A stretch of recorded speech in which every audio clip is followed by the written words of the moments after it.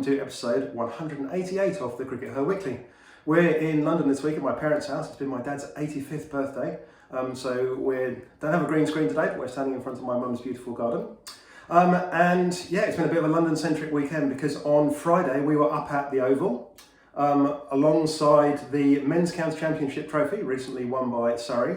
We also ran into Mickey Stewart, who 91 years old. Not literally, because we could have knocked him over and that could have been a little bit difficult.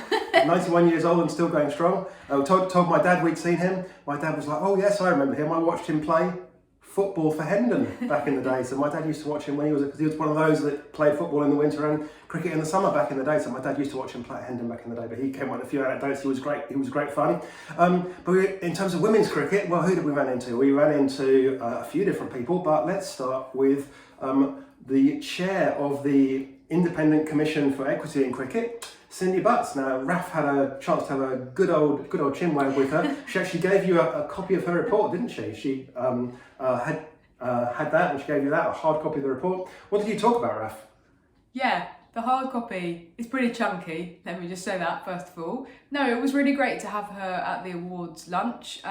So the Independent Commission have been awarded this year's Ian Jackson Award by the Cricket Society, which is the Society's award for sort of distinguished endeavour within cricket, that can either be awarded to an individual, so Enid Bakewell won it a few years ago, or it can be awarded to a group of people. So this year, the Cricket Society Committee, on which I sit, decided to award it to the Independent Commission because we think that they've made a really important contribution to the future of cricket, we hope, because we hope that report will very much shape what's to come in future years.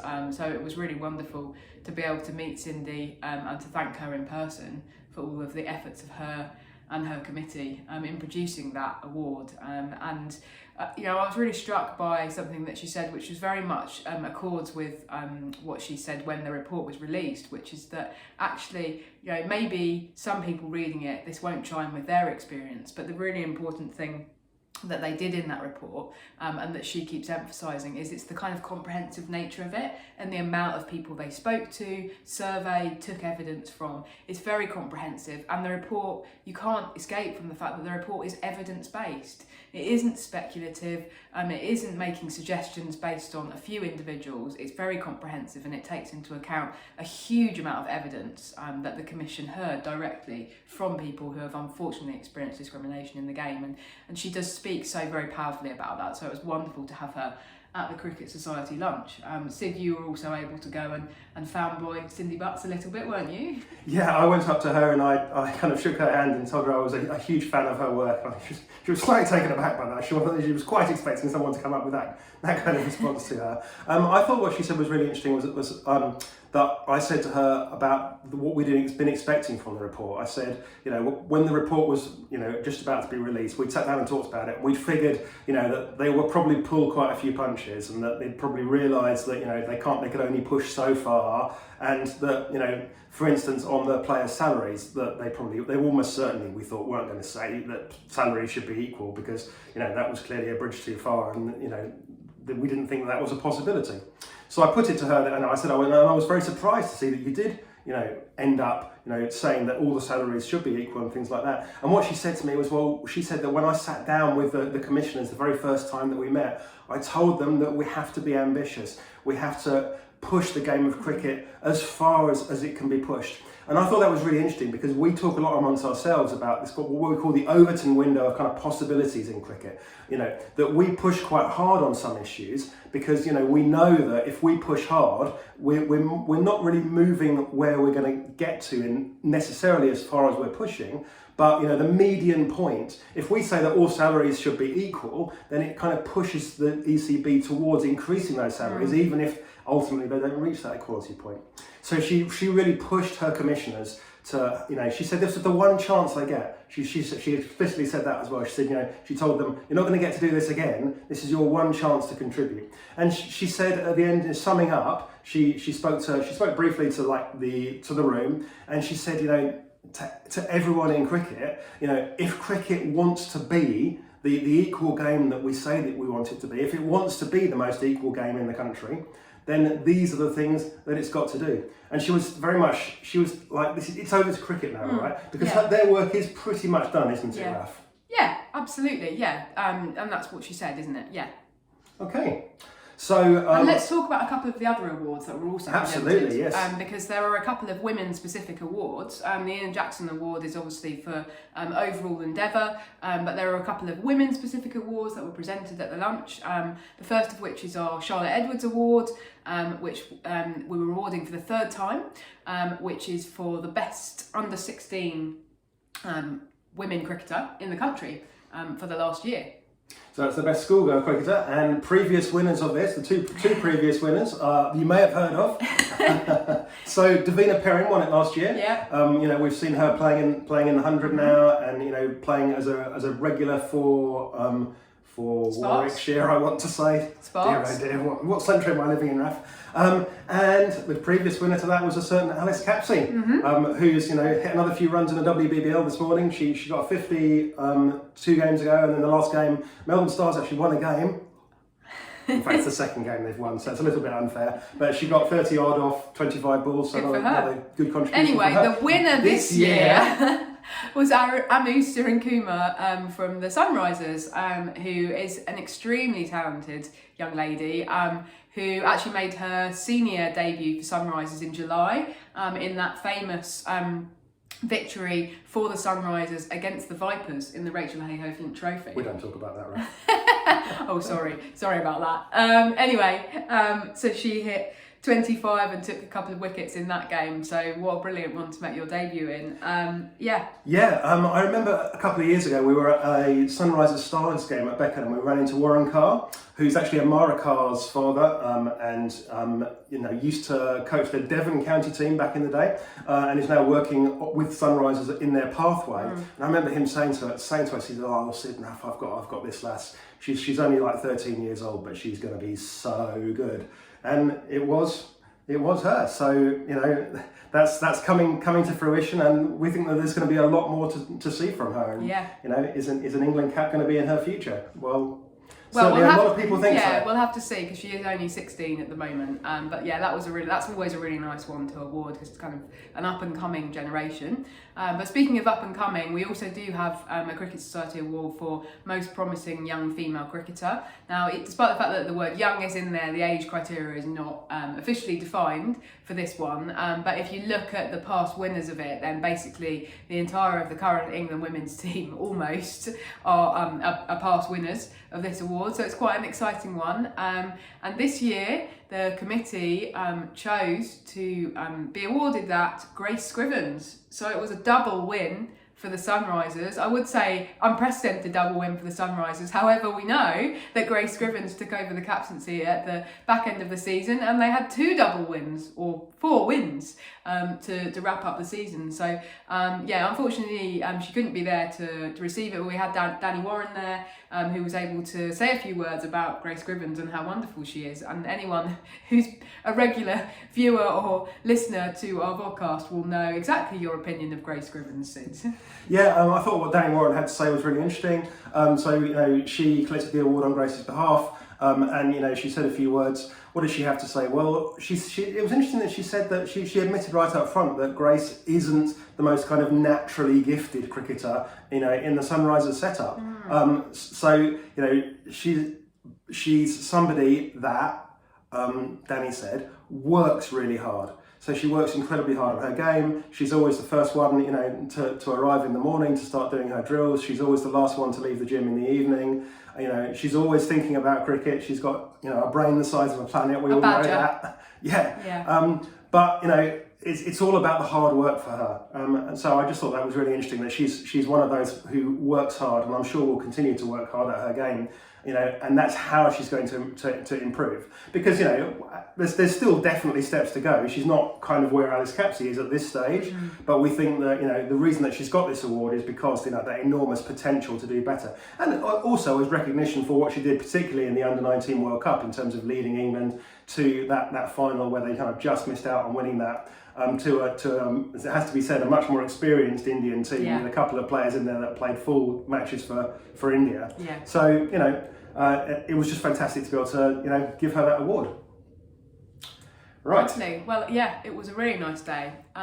Anyway, in other news this week, Sid, we have finally had an official announcement about England going to India.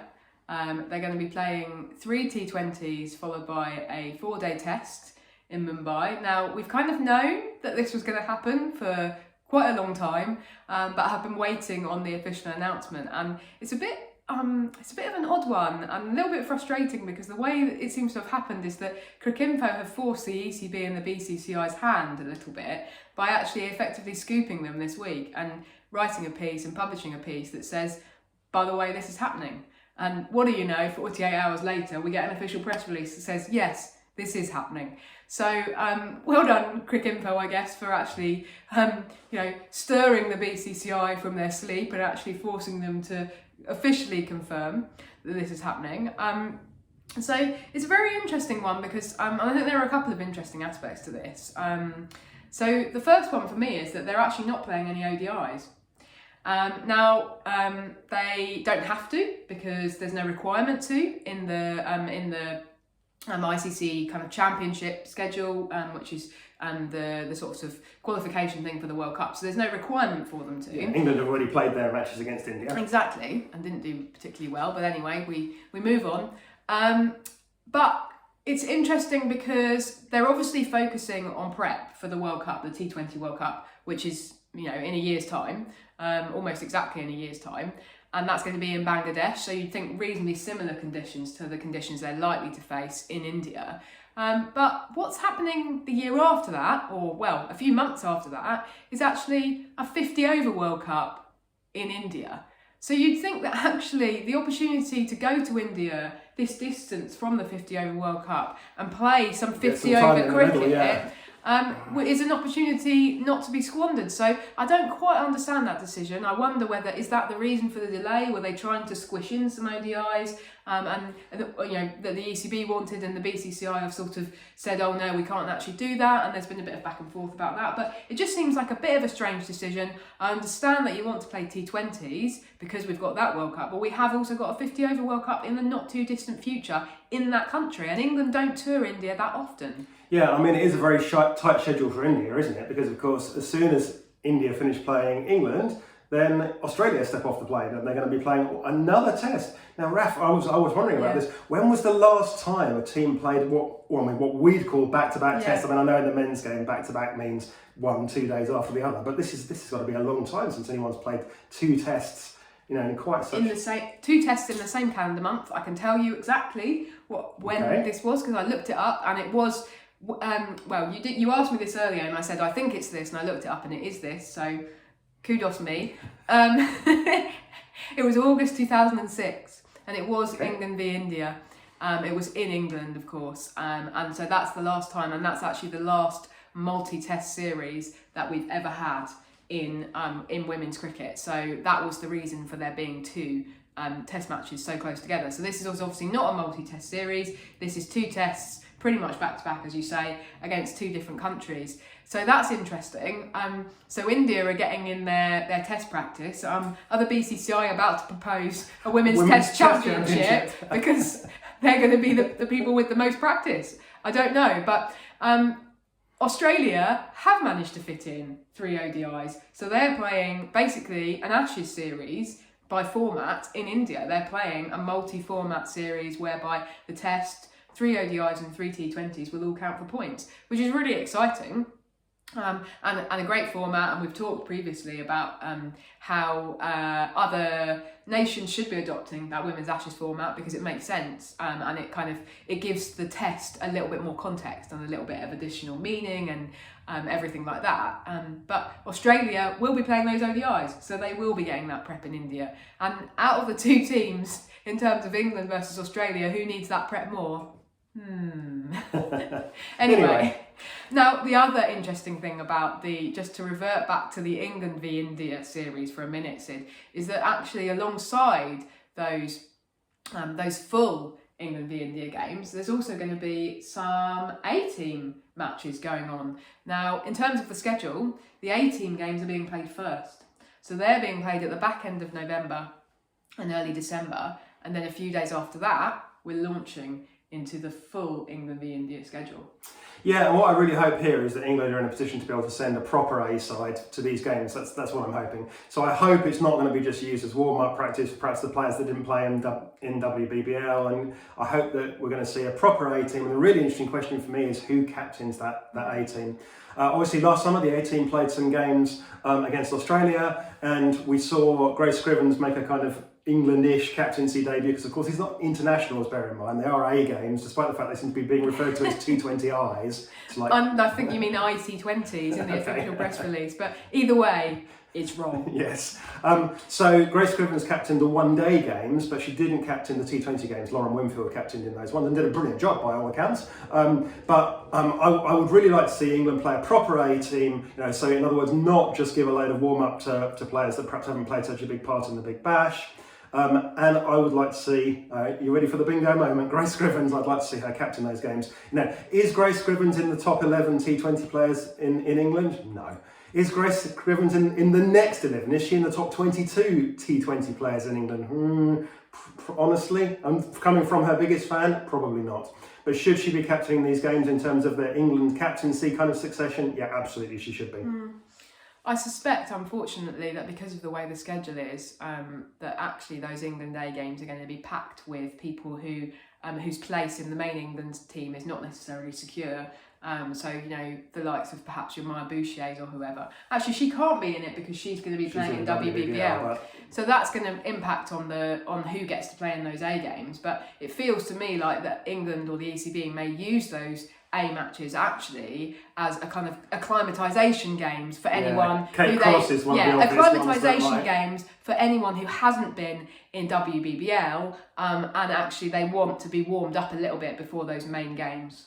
Yeah, as I say, Kate Cross is one of the obvious ones that could be in it. And obviously, no shade on Kate Cross. I understand, she might well love to play those games, but I'd rather not see her playing. I'd rather, see them send out, one of the very young fast bowlers and, send out Grace Hall instead. Well, we shall see. Can I just say one more funny thing about the Australia v India series that's going to follow the England v India series is actually that a few weeks ago, Australia spent an inordinate amount of time doing pink ball preparation for that test, and that was definitely a thing that was being talked about, that the team were actually specifically practicing against the pink ball because it does behave differently, it does look differently when you're playing against the pink ball under lights, etc, etc. So Australia have spent quite a bit of time invested in playing a pink ball test, and guess what? It's going to be played with a red ball in the daytime. So kudos to the BCCI, who do everything they can to make the most of the home advantage, not just in terms of when the schedule happens, when it's announced, but also in terms of what kind of cricket is actually being played. So there you go. As the kids say, pranked. Anyway, I just found that quite amusing. Right, I think we will wrap up there. So thank you everybody for tuning in as ever, and we'll see you in a week's time. Bye-bye. Bye.